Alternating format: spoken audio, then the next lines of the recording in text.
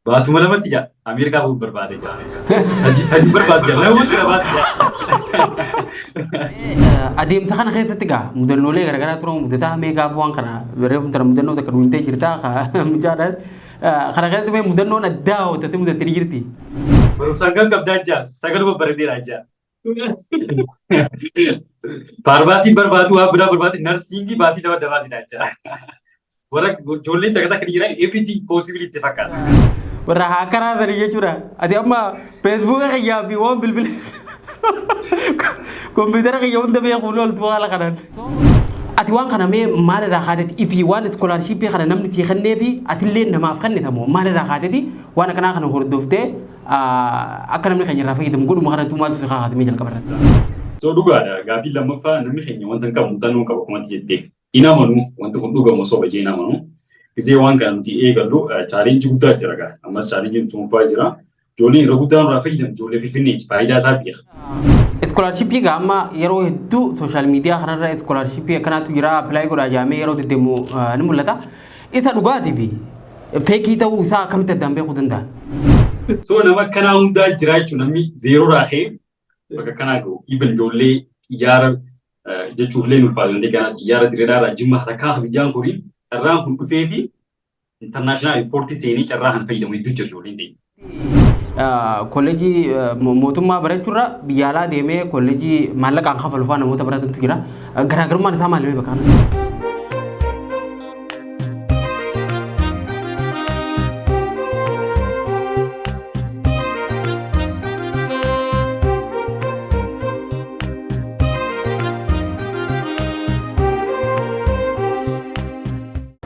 Akam jirtan kabajamtoota hordoftoota Forex Entertainment kun qophii keenya keessummaati. Qophii keenya keessummaatiin narraan tana dargaggoo jabaa Oromoon qabdu tokko dargaggoo amma lafaa dhufaa jiruu fi dhaloota kana jijjiiruuf carraalee garaagara dargaggoota akka fayyadaman haala mijeessaa jiruu fi waan gurguddaa milkeessuudhaaf tattaafachaa jiru tokko qabadhee isinii dhufeetiin jira. Hanga dhuma sagantaa teenyatti nu faana turan afeerraa teenyattan kabajaati. Tolee obboleessa qayyamee baga dhagee ayyaa michaqiyya kabajjee yeroo ta'e qaalii aarsaa gootee asirra argamte galatoomii mee ka'umsaaf akka nuti ta'utti gaanamne hedduutti beekalleedha maqaa keetii irraa kaanu. Ayyee duraan dursee galatoomii carraa kana naannoo biyyaaf maqaan kiyya Yahyaa Mahammad Abdallaatiin jedhama. Dhaloonnis ijoollee Direedaattiin dhaladhee barumsa achumatti ni eegalee garuu gama dhumaa cirootiin fite barumsa jechuudha askuut cirootiin fite. Amma si gaafadhu amma meeshaa jirtaa maali jira? Okay, eegan barumsa askuut ciroo fite booda carraa yuunivarsiitii Jimmaa yuunivarsiitii nagee. Jimmaa yuunivarsiitii nagee eegan Jimmaa yuunivarsiitii seenee booda achi waggaa lama qofan ture osoo waggaa lama baradhuutiin waggaa lama fara carraa barumsa bakka biratti argadde. Carraa barumsa yuunivarsiitii South California Cyber Security Online Education carraa na hannime. Yeroo ammaatis GCdha eebbifamuuf hin deeman barana kana jechuudha. Kana jechuudha. Inshallah yeroo dhiyootti milkooyitee eebbifamtee waan bareedaa tokkoon akka deebinee wal garru abdiin godha.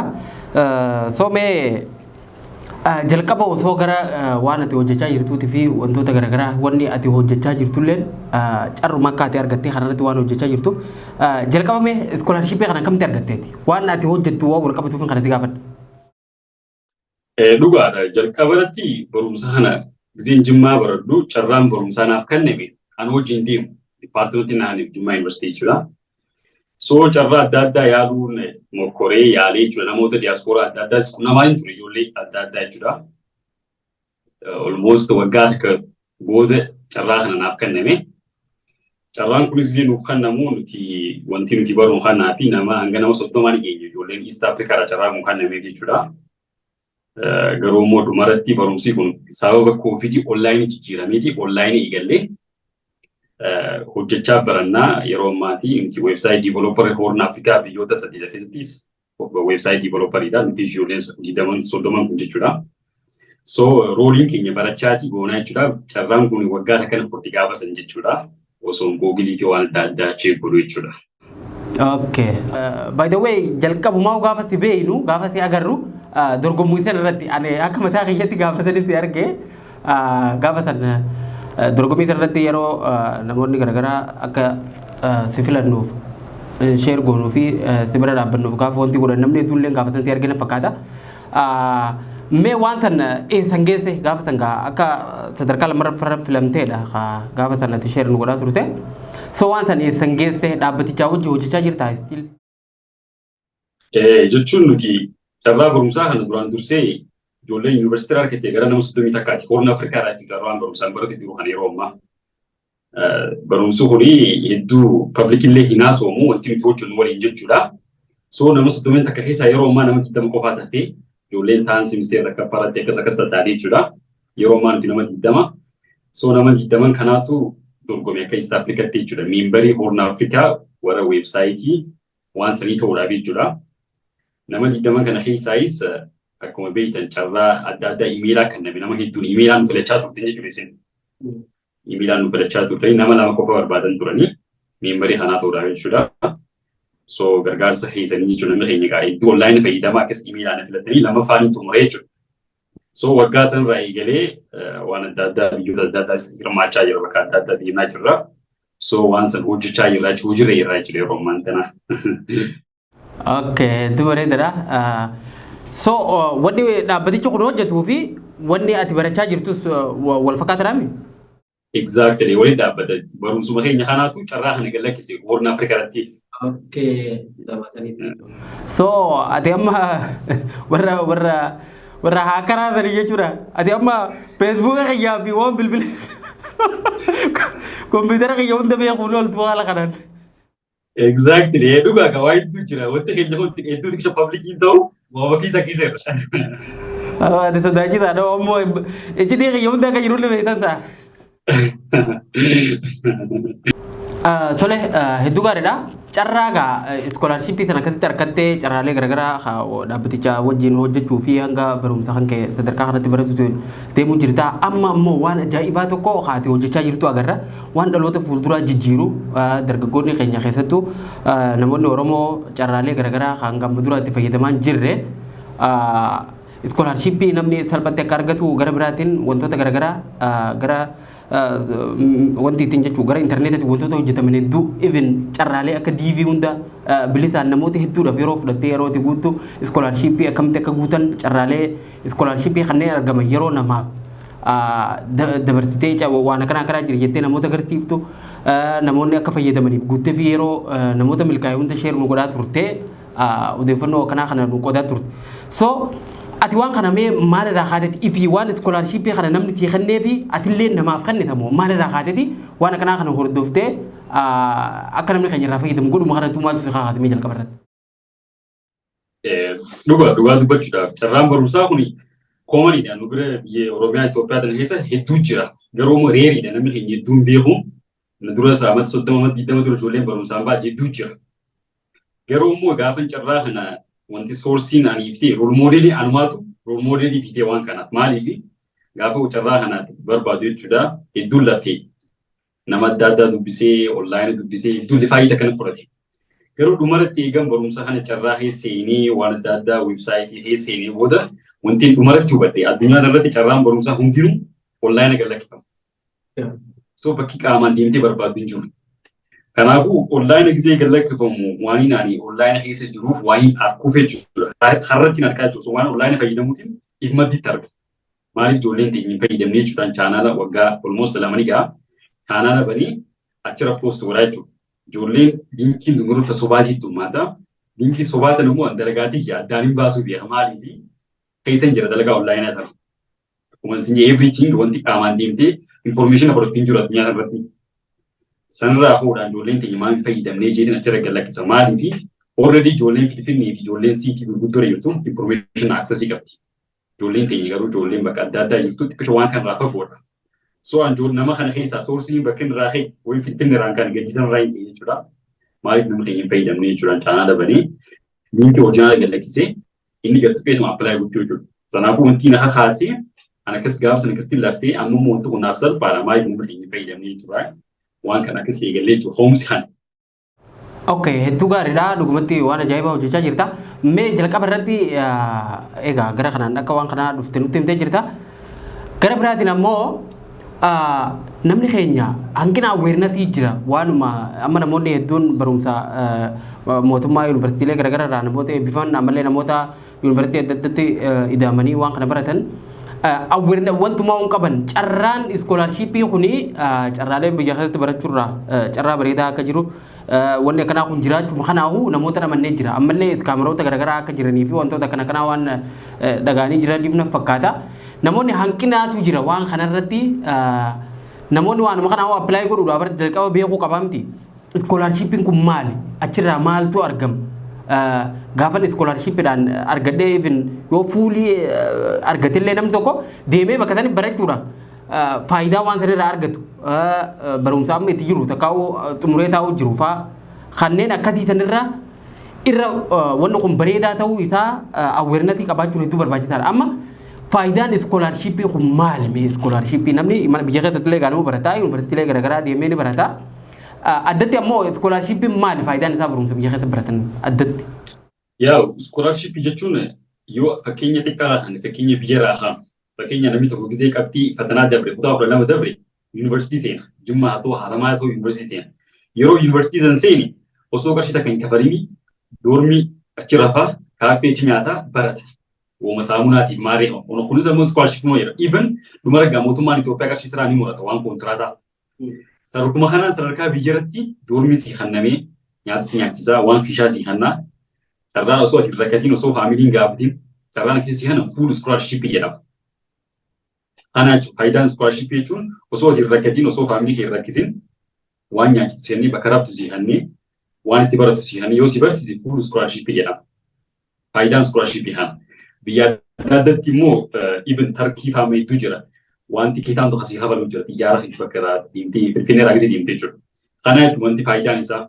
So dhugaadha. Gaaffii lammaffaa namni keenya wanta hin qabu muuxannoo hin qabu akkuma jettee. Hin amanu wanti kun dhugamu osoo bajee hin amanu. Gisee waan kana nuti eegallu chaalenjii guddaa jira gaa. Ammas chaalenjiin tuunfaa jira. Ijoolleen yeroo guddaan irraa fayyadamu ijoollee Finfinneeti. Faayidaa isaa beeka.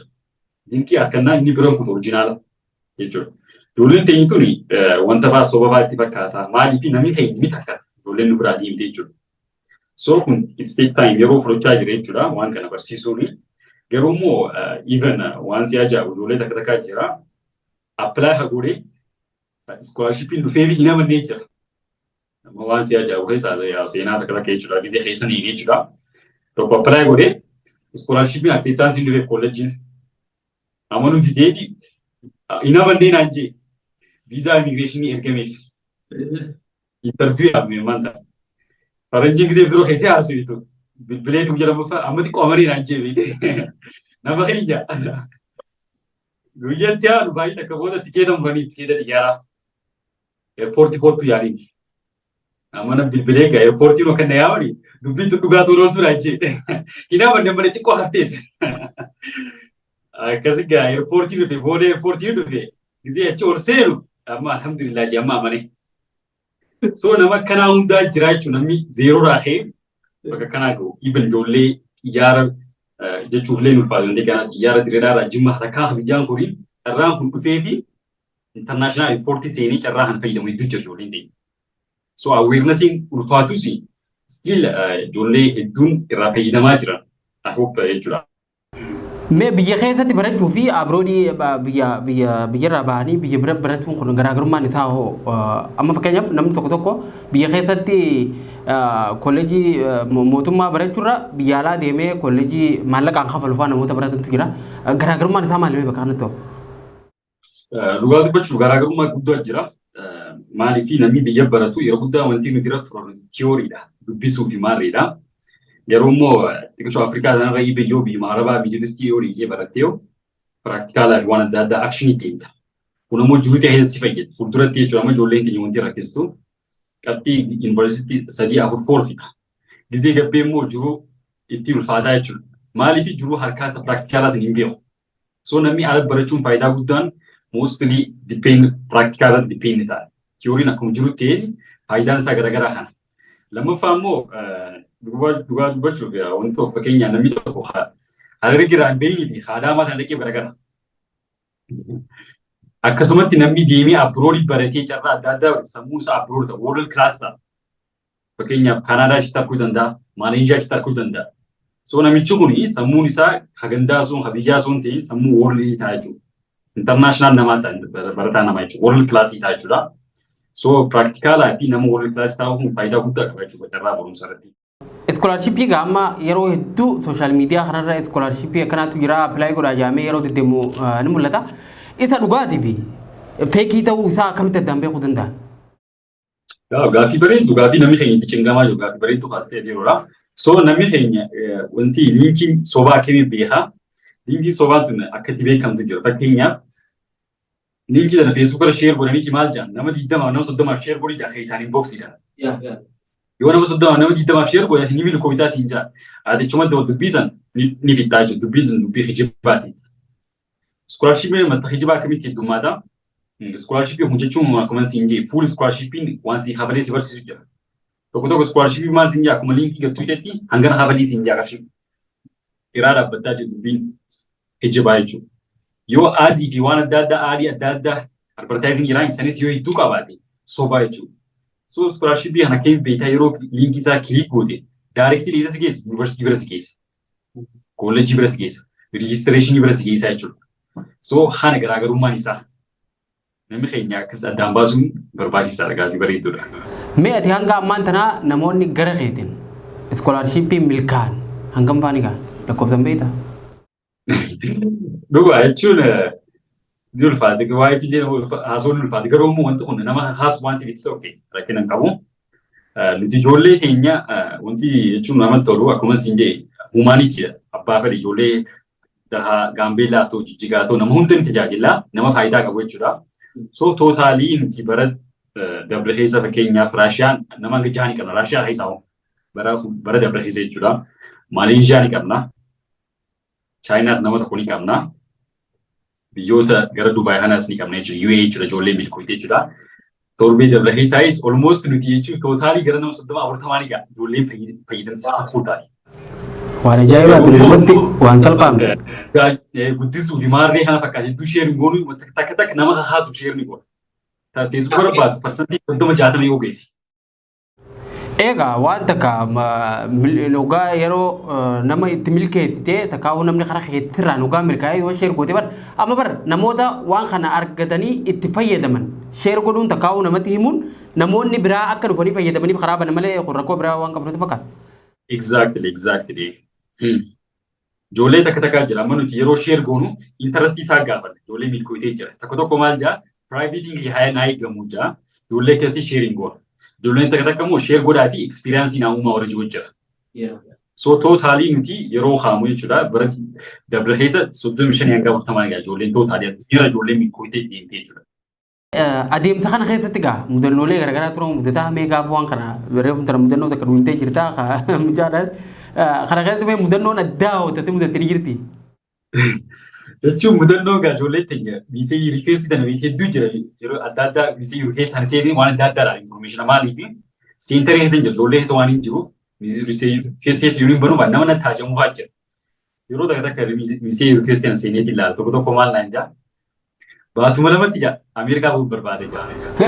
Sadii barbaade jaa namoonni gara baase jaa. Barumsaan kan qabdaa jaa sagaluma bareedeedha jaa. Faarmaasii barbaadu waa biraa barbaade narsiingii baatii nama dabaasidha jaa.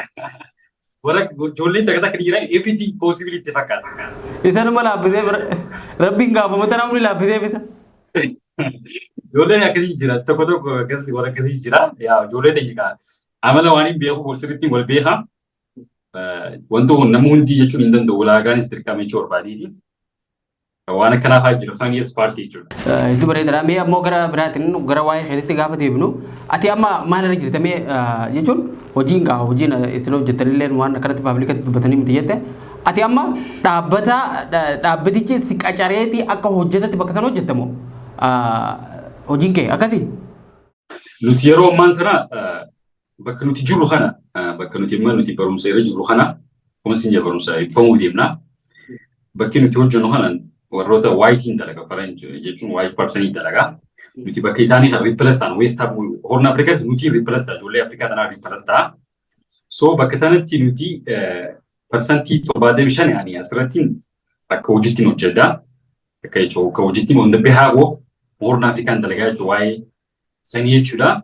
Parsantii barumsa irra jiru parsantii 25. So parsantii 75 dalagaa Horn Afrikaan ittiin dalagaa. Nama lammummaan Itoophiyaa ana ta'u malee bakki nuti hojjennu biiroon wanti Jabuutii wanti keenya jechuudha. Horni waliigala daliinaa jechuudha. Ani jiraataa fi gizee bakki jiraatu Finfinneedha garuu immoo gizee yeroo hojii Daarusalaam ni geessti, Kampaala ni geessti bakka adda addaa Horn Afrikaa keessa ni deddeemnaa jechuudha. Okay, hojiin kun hanga barumsa keetti murtuutii dhaabbatichaa hojii hojjettamu waan sanboota itti fufannoon. Jechuun bakki amma akkuma siinjee bakki nuti jirru kana waayitii jira. Waayitiin kun dhabameeti booda nurri piresta. Okay, jechuun bakka kan bu'a. Bakka bu'a. Hanga sanitti immoo parsantii 75. Amma yeroo takka waan gartee motivation fakkaatu wantoota nama kaasan haasawaa inspire nama godhan kan garaagaraa yeroo ati keessattuu barattoota kutaa 12 kan tana baay'inaan kufan akkaataan ati isaan kana itti emotional supporting kanaaf turte hedduu tokko bareedaadha. Dhugumatti waan bareedaa hojjechaa turte. Mee ammoo dargaggootaan waan ati jettuun barattootas ta'ee dargaggoota hojiirra jiran namoota umrii walumaa galatti umrii dargaggummaa kanarra jiraniif dhaamsi ati addatti isaaniif qabdu maali? Waan motivational gayur series isla wayyu umaati de ga charra suma jala lalana dhugaadha yeroo ta'e kan inspire me godha maal fi addunyaa irratti duraan dursee ilmi namaa waan gaarii haasuu qaba yookaan immoo usuu qaba mi akkuma jee rabbiin isa akkasuma jee namni waan gaarii haasuu hamu usuu qaba kanaafuu most positive speaking irrattis focus nan godha ijoollee generation building irratti jechuudha dhugaa dubbachuu jiruun ilfaatti akka keessa especially Itoophiyaa sin ulfaati namni keenya maaltu heddummaati hopeless heddummaati Oromaa namni keenya dargaggoo keenya abdii dhabaa barumsa fixateeti osoo dalagaan harkitiin mana ta'a hopeless dhuma so ammaanii yeroo guddaa wanti focus irra godhu addunyaan tuni jijjiiramtiin jaa har'a boru guyyaa biraatiin jaa namni yoo long side qabaatee yoo hope furii qabaatee yoo abdii qabaatee barumaan ta'u osoo waan ta'e qabaatiin gammachuun jiraata so yeroo ammaan tanaa giseen gabbee waa kan daaddaa argee namni keenya yeroo guddaa rakkin haasa'u jira Bideen gochuun dandeessu rakkinni koomanii dhaabeete garuu namni yoo abdii qabaatee fuuldura ni jiramaa yoo abdii qabaate namni gammachuun jiraatu bakka sana namoonni magaa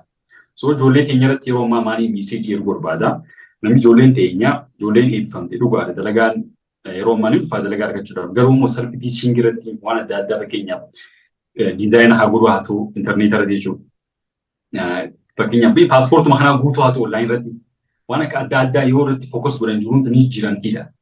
So namni alternative hedduu jiraata nama akkasii naman. Fakkeenyaaf barataan tokko yoo narsiingii eeffamu dirqama narsiingii hojii harkachuun qabu beekte.